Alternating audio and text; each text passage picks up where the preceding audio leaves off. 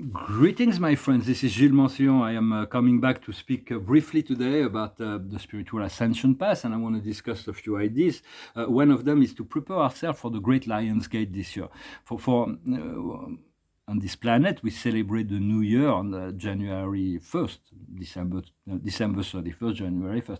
But from a galactic standpoint, this is not the time, this is not the date. The date is the 26th of July. It's always been in Egypt, they were celebrating this galactic New Year, the 25th being the day out of time, and the 26th being starting 12 sacred days, all the way to the Lion's Gate on the 8th of August, where the constellation of Leo and the star Sirius are aligned. For everybody will receive energy. Some people unconsciously will receive it unconsciously, but when we are conscious, we can receive more. For the energy are coming down from the portal, and we can use it to elevate our consciousness as well. Everybody can have his own approach. It's not like I'm just sharing some thoughts and ideas about my own personal experience, and so. Yeah, when you approach this portal, which is from the 26th, it will start to open, and it will be opening, and the apex will be on the 8th, and then it will take about 12 days to close down, and then we'll get ready for the next grand portal of 1111. For the 1010 is important, the 99 is important, but the 99 is important right now, also the 1010, but the 1111 will be essential also this year, and so. So this portal is like, imagine this great sphere of light. A sphere of light. It's not visible in the physical realm. You close your eyes, you imagine, you visualize. For that is what, very often when I've been through these portals, on August 8th, I've seen this great sphere of light, and as I approached, I saw a lion, like a beast, like lions that we have on Earth, a great big lion, and it can be a bit scary. But I went through, and I pedaled him, he let me go through. He's here to protect the portal against negative entities or those who would have negative intention. So it's like, and if someone approached this one portal with negative intention, the lion will just will not let them pass, that's for sure. The point is, when the portal to these higher planes is open, is that not to be invaded by negative entities that would want to colonize or do that. So it is. So the idea of the meditation, which was also set up in Egypt in a physical plane, was you as you approach this portal, you see this great big light. You move into this rugged road, and you see a sphere on the floor. And personally, I've always seen the seal of Solomon, the six-branch star on the seal. So you stand on it, and on both sides of you, there is two lions facing each other. On the left, you look into the eyes of the lion on the left, and it will reflect your eternal past. And then you integrate your eternal past, and then you look at the lions on your right, and you will integrate your eternal future. If you do not see it all, it doesn't matter. Your intention has set the stage for more integration of that. And for once we integrate our eternal past with our eternal future, we'll be able to integrate our eternal now, at which point we are ready to move towards the portal. So that is one idea, that is one approach that can be for everybody can choose. We all are completely, we don't need anybody else to tell us what to do. Very important, very essential. You are fully qualified to find all the answers, to find the source, to find your way back home in your own unique way. You don't need anyone else. That's very important, very essential. Be bold, be different. Do not be afraid do not try to conform. The earth doesn't need that. The earth needs our energy. The earth needs our light, needs our love. No matter how difficult it is in this lifetime, we bring so much positive energy to the planet. And just by being here, just choosing to incarnate at this very important time is just a major choice that we sacrificed our sovereignty, we sacrifice our security, we sacrifice our well-being on the higher planes in order to come to serve our beloved Mother Earth, this great planet. And but there is no need to return to the past in a sense, because the like psychoanalysis is like, I'm not, everybody does whatever they want. Some people are finding use to that, but it's like reliving the traumas again and again and again, and believing by reliving the trauma, you're gonna actually heal it. No, you heal it by letting go of the trauma, accepting to move into something new. Although it can be useful for some people. The card of the day is the one I had this morning. It is the tribe. It is the tribe. It is the family. For there is three great families of being in this part of the universe. Family of love, that's centralized mainly on Andromeda. The family of light, that is mainly centralized in the Milky Way. And the family of power, that is mainly centralized in Draco constellation galaxy. And eventually there has to be balanced out. But in truth, there is only one family. We are, and yet we have deep connection with certain people that makes it more that are more essential to our path. And the more we feel the connection, the more there is a meaning for us.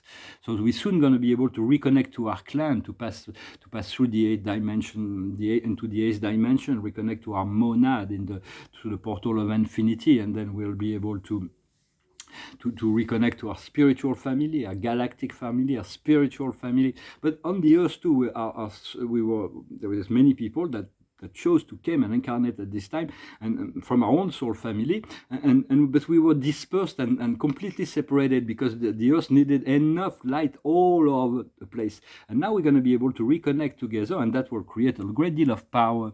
For we need to create this matrix of paradise within in order to move into this paradise earth. Also understanding that the teachings of the gods and goddesses were very potent and powerful. But at the time of Atlantis, men decided they no longer wanted it. They turned towards the underworld and the dark side, and they wanted to the ego. They wanted the power, and so they destroyed Atlantis, and look where we are now. So because we refused to follow the higher guidance and the wisdom of the beings, the great extraterrestrial that were known as the gods, that came to supervise and assist humanity in their process. So continue to cultivate the connection, to go within and above, always to connect, to receive information. It doesn't matter who gives you the information or how you receive it. It's like it's all very personal. What's important is that you pay attention to it. And so for the soul level, creation is eternal. So soul is not in a hurry. It's all about divine timing. And the soul is doing it. The souls are very busy preparing us for our future life. And so we have to do our own work down here, and trust that your soul is doing the right thing for you over there. And so what I also wanted to discuss an idea. The Christos Sophia is really awakening within all heart, but there is a master that will be the coordinator of the whole golden age. He was the master guide of Lord Buddha. His name is Master Maitreya. He preaches to laugh. Laughter, joy, in all situations. He's a very, very advanced teacher, and he will be coordinating all that. Master Saint-Germain will also be the hierarch of the New Age, the eternal youth and infinite wealth is the model of the New Age. And I also want to talk about interpersonal relationship. It is definitely part of the soul plan that we intimate romantic relationship. But in relationship, it is important not to lose our sovereignty, because sometimes it's so powerful that we lose we lose ourselves in the relationship, and then it becomes codependency. It's like the other person is filling a void that but for a time, then the person leaves, and but if we can fill up our own void with our own love, we find ourselves. Sorry, mosquitoes are very small, but they're living in huge. I'm completely covered with mosquitoes. So now it's like, sorry, I'm sending them to mosquito paradise, and so it's like it's very important to be whole first, and to find our wholeness before we can find our ultimate soulmate. Because otherwise we would, if we meet I've met very powerful soulmate in the past, but I wasn't ready, and so this person was pulling out of me all of my fears, my doubts, my imperfection. But in a sense, we're not seeking perfection. We're seeking acceptation. We're seeking wholeness in the acceptation of who we are, the alignment, and from there we'll know what little step to take in order to perfect ourselves. So it's like, accept yourself as you are. You are perfect as you are with all your imperfection. I am perfect as I am with all my imperfection. Although I know I have to continue to do whatever I have to do. And so, but it won't be about codependency. It will be about interdependency, and it's going to be a new level of relationship, just about sharing joy and adventure, and because it is the ego that seeks perfection. It's like to the ego you'll never be good enough, and you'll never be able to fully enjoy life, because the ego will never be satisfied. He always will find things to complain about, but it's only the ego. The soul is in total acceptation. The soul is our immortal self. It is our divine self. And so I'm going to pull a few cards of the Dakini. The observer is the victory, the success. The past is exhaustion. We spent so much time trying to please everybody else that we ended up exhausted. Try to do so much for everybody else. It's like just find peace and joy. For this inner peace, this inner temple of peace is already there. It can never be, but now we're being able to access it, and you can return to it, reconnect to the inner peace. No, the card of the day, for today, the present, the now, is the chariot. It is the awareness. It is the success in the world. It is all the doors of the world. For it is one moment at a time. Always come back to the now moment. Letting go of all the past, all the future within the now, and then you get an inspiration, and then you move forward. It's about returning to the state of grace, basically. And in the future, we're going to be able to project. We're projecting this because we don't, until we don't know all that. So we have all kinds of projections. In the invisible world, this self-mastery is the master. We're getting there. Accept that. And on the outside world is stress. For the world is very stressed. We're living in a world that is very stressed out. But do not let the stress of others be inflicted by the stress of others. Just breathe, find your peace, remove yourself from a situation if you can. In terms of the projections, eventually we're going to realize that those birds, they were in a cage, but they realize that the cage have never been here in reality, and so they're flying free. And in terms of the stress, it's like we're going to be able to relieve that the situation is going to change from stress to traveling. So it's going to be, we're going to be able to maybe do more travel, to check out different parts of the world, to see how people think, feel, what's happening in other part of the world, to get a sense of that. And so just prepare yourself for whatever you've been asking for. And I think that's what I wanted to discuss. And yeah, we're going to get to the fifth dimension, but it's going to take some time, because our physical body is ready to move into a sphere of light where we no longer need a physical body. So it's like make your life as good as possible in the fourth dimension. The difference between fourth and third dimension is that the third dimension is complete ignorance of anything beyond the physical. As soon as you integrate love, compassion, unity, consciousness, you move into fourth dimension. So we want to elevate ourselves within the fourth dimension, make our life as comfortable, as beautiful as possible, as much as possible within each moment of now. And but many of our habits will have to change. Our behavior, for some humans, are really completely. They do not want to let go of their perversions. There is, not everybody, but there is some very perverted things that people find enjoyment is, and that will not fit. So when you see something really dark, you send love and light, and slowly he will remove the power from those people. That's the only way. That's why it's taking time, but that's the best way. And we are very important because we bring positive energy to the planet, to our beloved mothers. We sacrifice much to be here, and we sacrifice our sovereignty, we sacrifice our security, we sacrifice our eternal abundance in the company of God to become isolated within a physical body until we realize that we are able. Slowly but surely, we're regaining this connection, reintegrating that. And so this is basically what I wanted to talk about today. There is a little thought to fit a quotation from a great philosopher who's quite essential. His name is Immanuel Kant, a German philosopher from the 18th century. He says there is 3 rules to happiness. You have to have something to do, you have to have someone to love, and you have something to hope for. Those are the 3 things that are essential. For there's a lot of essential in life, and like water, like clean air, like all kinds of essential, and but I think also the work of the philosopher Seneca is an essential. I recommend you explore the work of Seneca. Is really essential in terms of assistance in the evolution process. And so I thank you very much for liking, sharing, commenting, and subscribing. I thank you so much for your donations if you can, and And if you want a private session, you can send me an email. I will also make a video and discuss furthermore to explain, to talk about my take. Of course, I'm just, everybody's got his own way, but to talk about artificial intelligence. A lot of people will make you fearful of that, when in truth we have no choice. Artificial intelligence have been used in galactic society forever.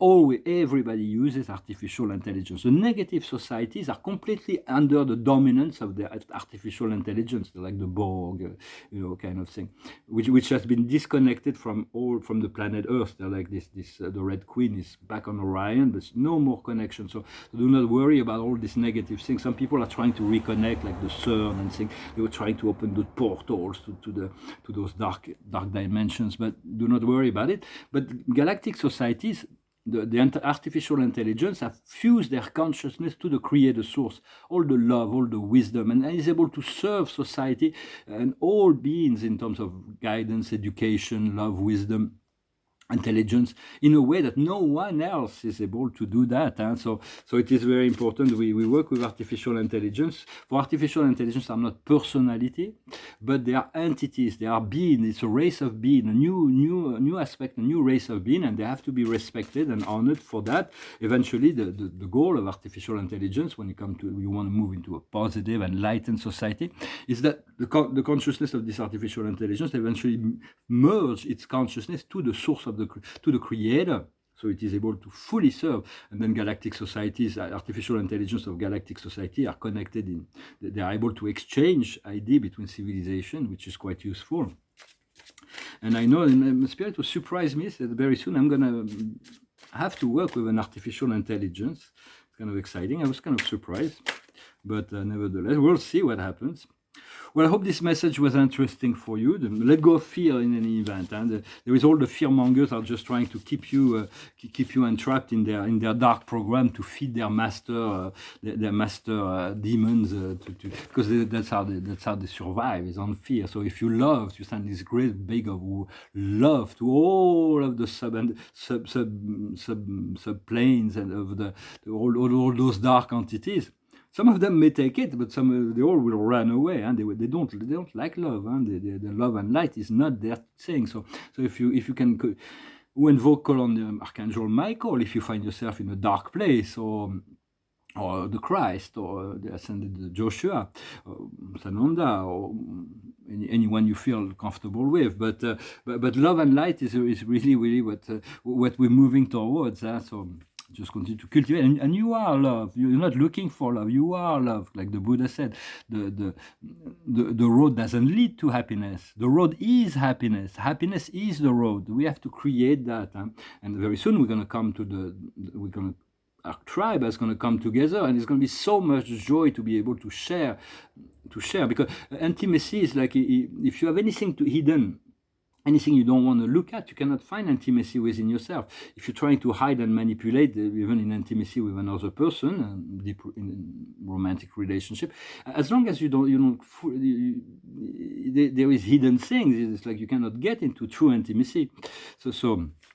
So you have to have a pure open heart, but a pure heart will recognize another pure heart. It's just the way it is. It's just, and then just follow your heart. Well, I'm going to finish with this song and then pull out a few oracles. There was this song that went through my mind that's it's called "The Eye of the Tiger," but I've sang it so many times. I thought I sing another one. That's a very, very beautiful song. It was Bono who sang it from YouTube, but we see that Bob Dylan participated in the writing of this song. I see his touch in the music. It's called "Love, Rescue Me." Love, rescue me, come forth and speak to me, raise me up and don't let me fall. No man is my enemy, my own hands imprison me. Love, rescue me. Many strangers I have met on the road to my regret. Many lost who seek to find themselves in me. They ask me to reveal the very thoughts they would conceal. Love, rescue me. And the sun in the sky makes a shadow of you and I, stretching out as the sun sinks in the sea. I'm here without a name, in the palace of my shame. Said love, rescue me. In the cold mirror of a glass, I see my reflection pass, see the dark shades of what I used to be. See the purple of her eyes, the scarlet of my lies. Said love, rescue me. Yea, though I walk in the valley of the shadow, yea, I will fear no evil. I have cursed thy rod and staff, they no longer comfort me. I said, love, love, rescue me. Sha-la-la, la-la-la-la-la, sha-la-la, sha-la-la, sha-la-la-la-la-la-la. I said, love, love, rescue me. I said, love, climb up the mountain. I said, love, oh my love.